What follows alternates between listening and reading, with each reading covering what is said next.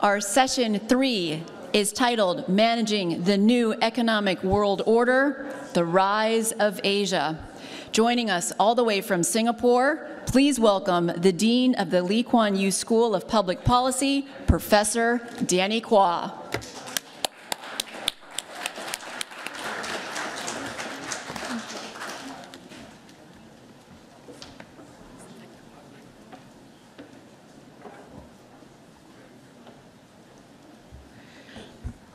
Thank you, Margaret, and thank you to the Asia Society for this wonderful opportunity to get to speak to you.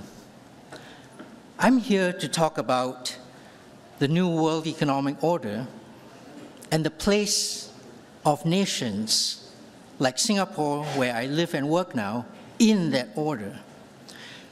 You cannot talk about the New World Order without talking about China and the United States and their extent and still evolving geopolitical rivalry.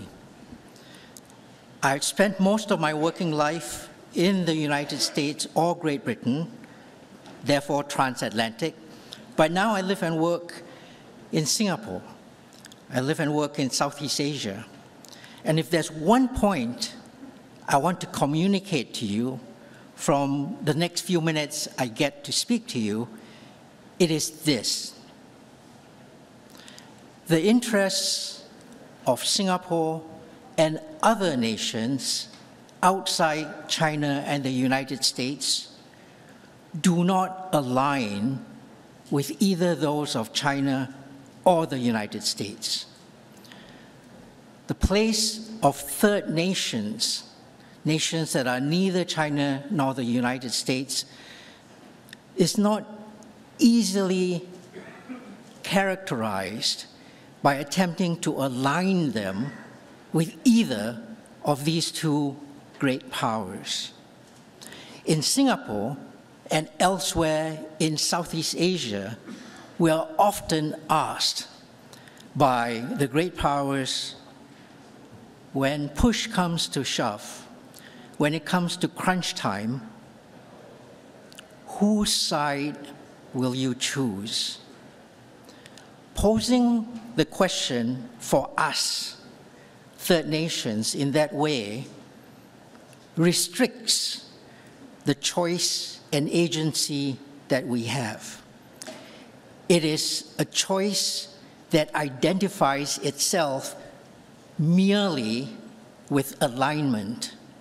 It is a choice that we reject. So my goal this morning is to try and give you some flavor of what choices, what agency third nations like Singapore have in this world of geopolitical rivalry. I want to end up with some concrete implications for the things that third nations might do. But in this discussion, I want to look out in particular for relationships between nations that are positive, that is to say, mutually beneficial. Logic tells us, of course, that relationships can never be positive if they are part of a zero-sum game, if they are part of a configuration where one side wins only when the other side loses. Logic also tells us, however, that outside of zero-sum situations, for relationships to be positive, nations, the United States, China, Singapore, the United Kingdom, third nations, nations don't have to be friends. They don't have to be like-minded allies. They don't have to be contractual partners for relationships between them to be mutually beneficial. There don't have to be explicit collaborative agreements. It doesn't hurt, of course, when there are those, but outside of zero-sum situations, cross-nation relationships can be positive, even when nations are selfishly looking out only for their own self-interest.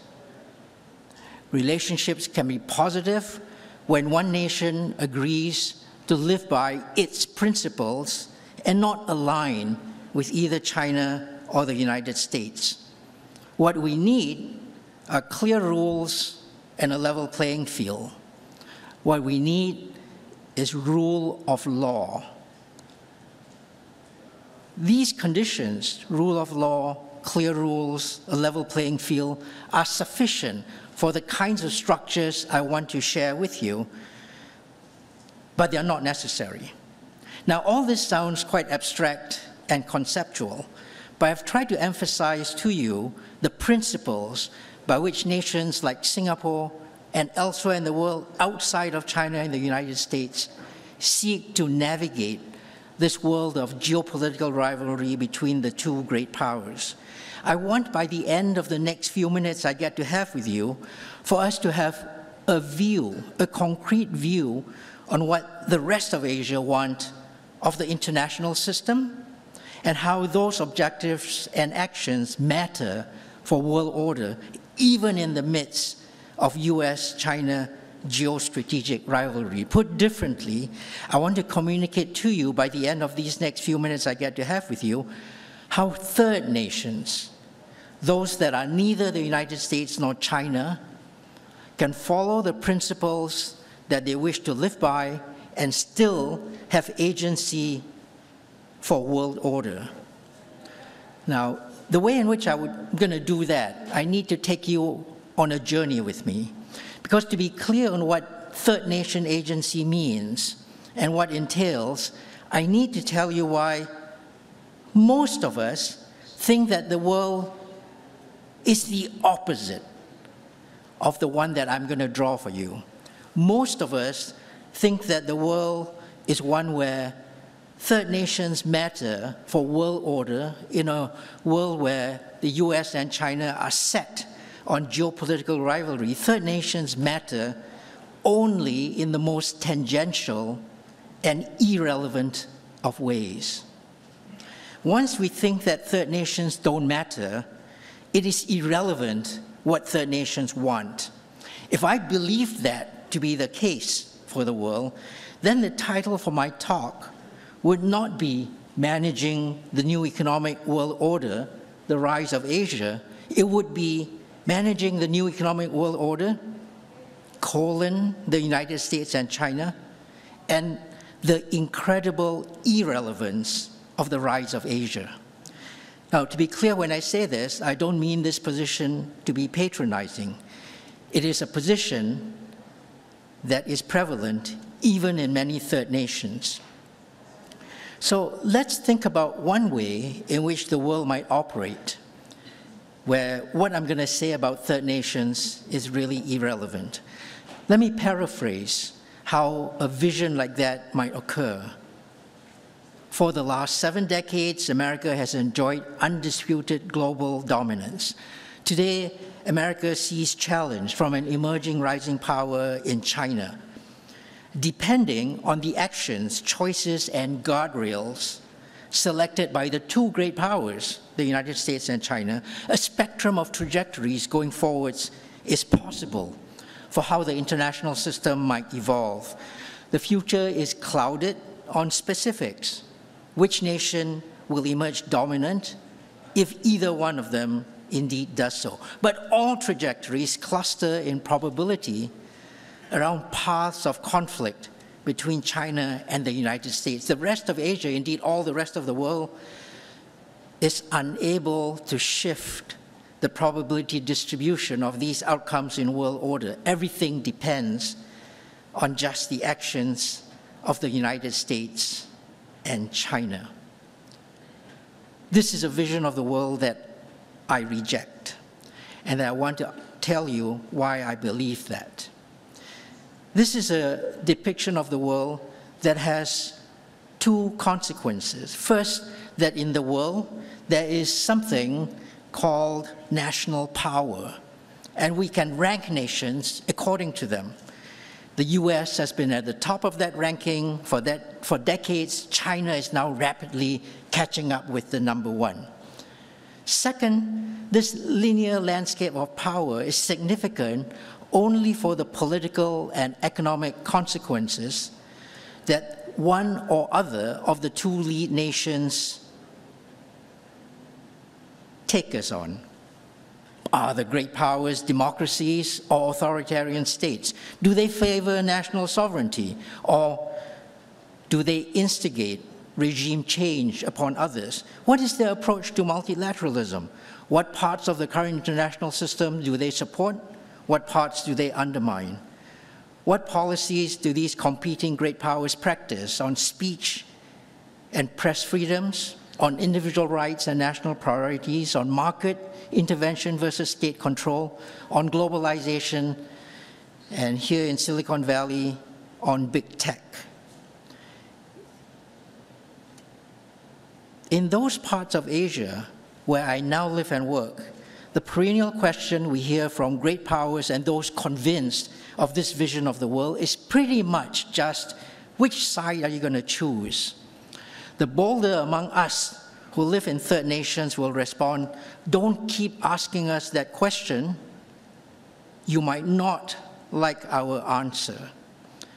In this perspective, for third nations, choice just means the same thing as alignment. This is not a vision of the world where the agency that we exercise at third nations is something we favor. This is a vision of the world that prioritizes and privileges only the great powers. We reject such a vision. What is the vision that I want to present to you then?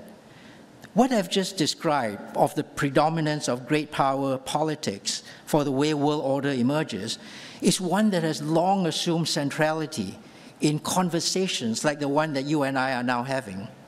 This is, after all, what the Greek writer Thucydides described 2,500 years ago when he wrote, "The strong do what they will, the rest of us suffer what we must."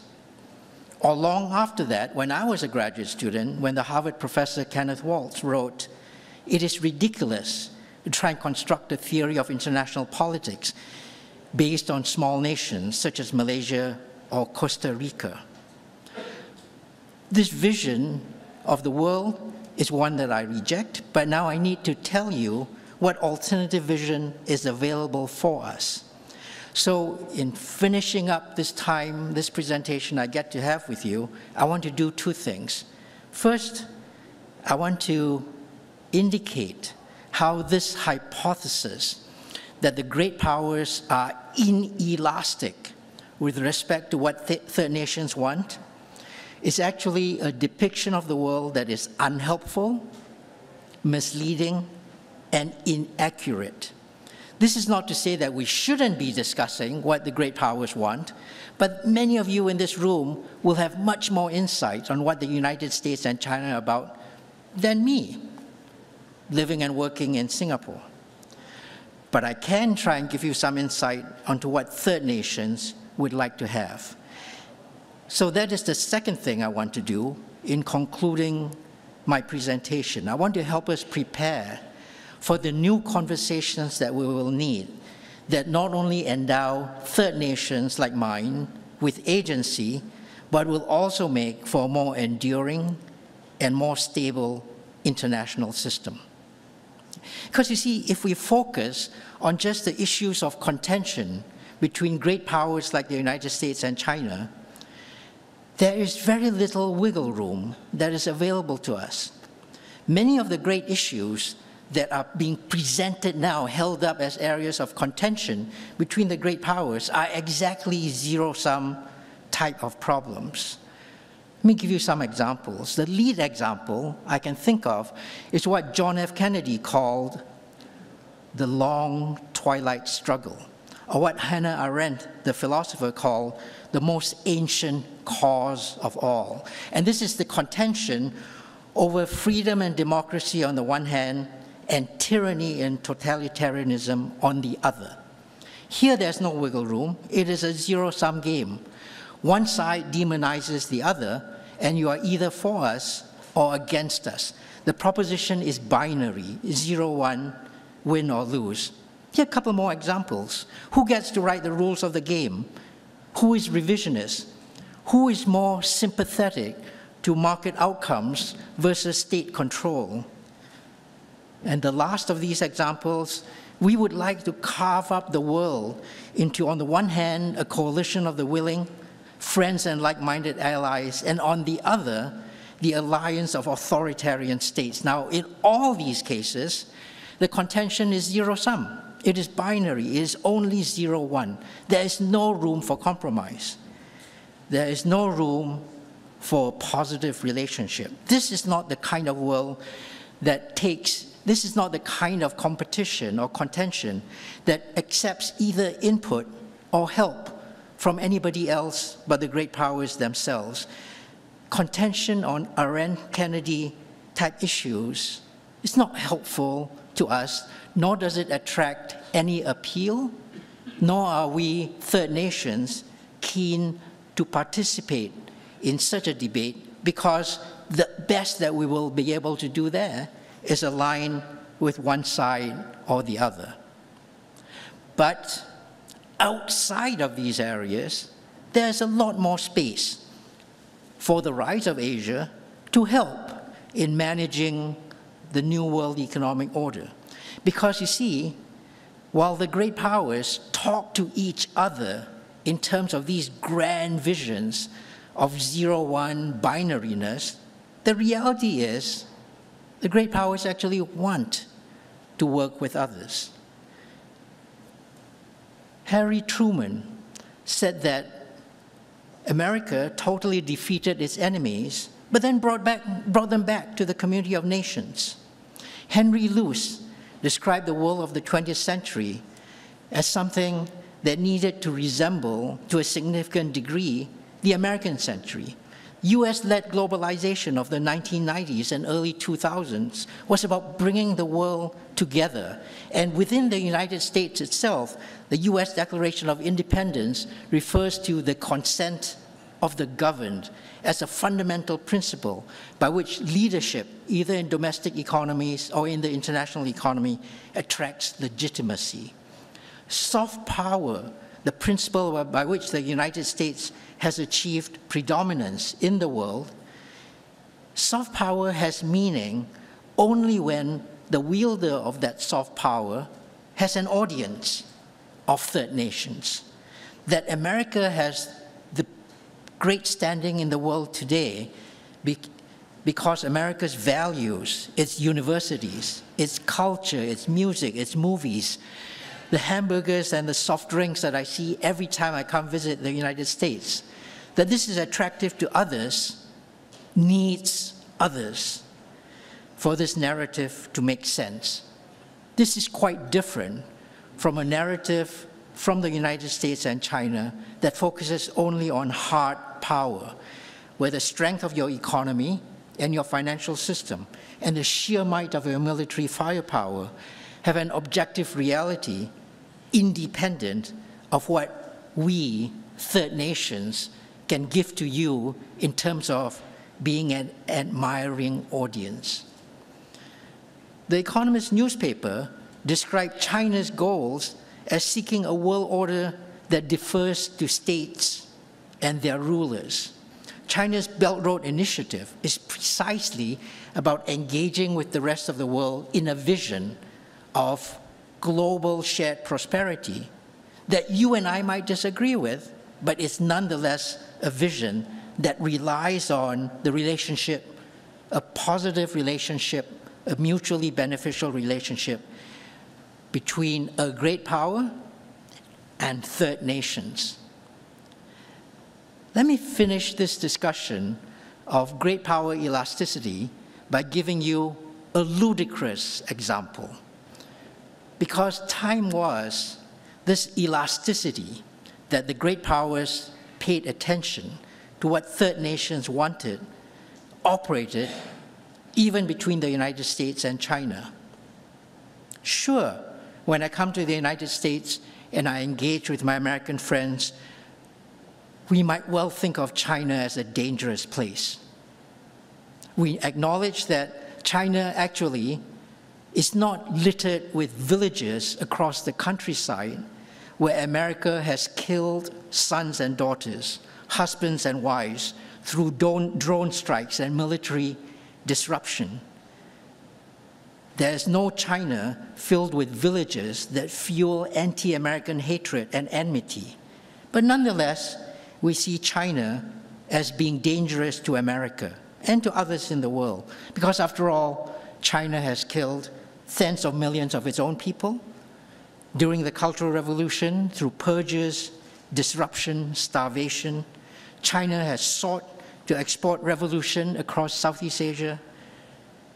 And in the midst of all of that great fear of China, the great McCarthyist supporter and communist hunter, Richard Nixon, reached out to China nonetheless, saying we simply cannot afford to leave China forever outside the family of nations, there to nurture its fantasies, cherish its hates, threatens its neighbors. There's no place on this small planet for 1 billion of its potentially most able people to live in angry isolation. China today is none of the dangerous things that China was when Richard Nixon wrote these words. China today is a lot friendlier to the rest of the world than we might have thought it was previously. So if between the two great powers, at a time different from today, there could be this elasticity, there could be the idea that collaboration could occur, wiggle room was present, the world was not zero-sum. So much more true it must be for third nations when we want to look for a way forwards, despite zero-sum thinking being the order of the day whenever China and the United States seem to get together. So in conclusion, let me tell you what third nations want. Third nations like Asia, the rest of Asia, want in the New World Economic Order. When great powers show elasticity, as I've argued they do today, as they've done in the past, there's room for exchange. My list of what third nations want and what I think great powers can provide is my own list. I encourage you all, no matter which part of the world you are from, that you've flown in to this amazing historic museum in Silicon Valley to have this conversation, make up your own list. I'm here for the rest of the day. I hope you and I get to challenge one another on what we think third nations want. Here's my list: peace and prosperity, multilateralism, a level playing field, clear rules of engagement, international rule of law, not abstract economic frameworks, but actual market access, trade agreements. And finally, national sovereignty, territorial integrity, and in ASEAN, ASEAN centrality, the ability that the rest of the world, including the great powers, must give ASEAN to determine its own destiny. And given what I've just described of the elasticity of great powers, of their own narrative to engage with the rest of the world and to have engaged with each other in the past, the price at which great powers will supply what third nations demand might fluctuate over time, but it is not infinite. In conclusion, let me summarize what I've tried to do for you this morning. I've tried to do 3 things.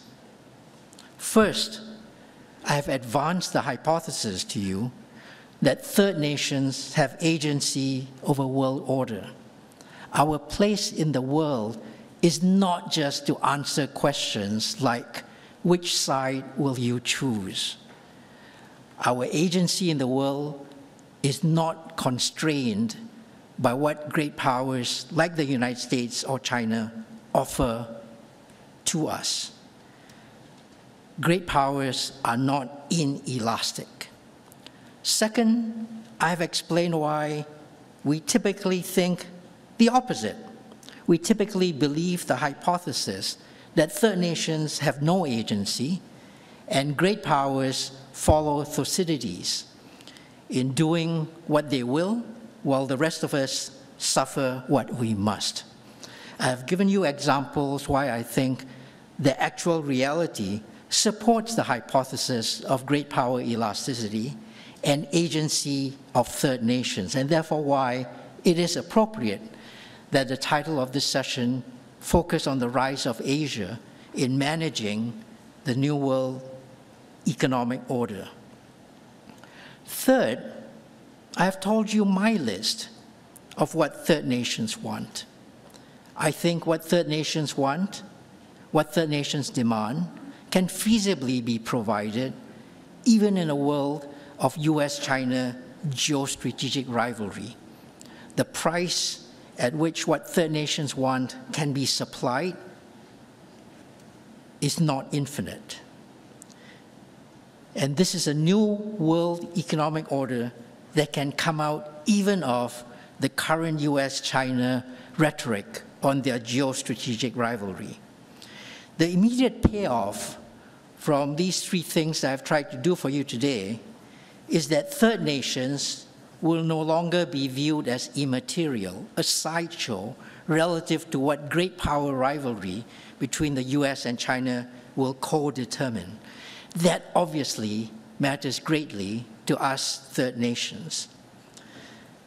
But more than that, I think that focusing on those domains where great powers can be elastic also lets the great powers themselves think about problem domains where their relationship with each other can be positive, even if not explicitly collaborative, but definitely not zero-sum.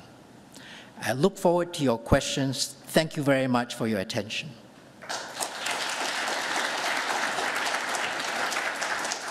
Thank you very much, Professor Quah. We have time for two questions.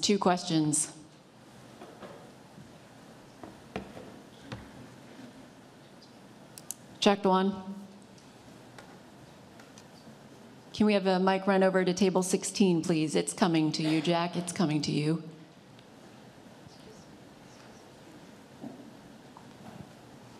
Good morning, Professor Quah. So I have a question. It's just so about 300 years ago, Switzerland tried to use neutrality, right? Now, as you know, a lot of people try to compare the position and prosperity of Singapore as Switzerland. I'd love to hear your perspective on that. Thank you. Okay. Thank you very much for your question, Jack.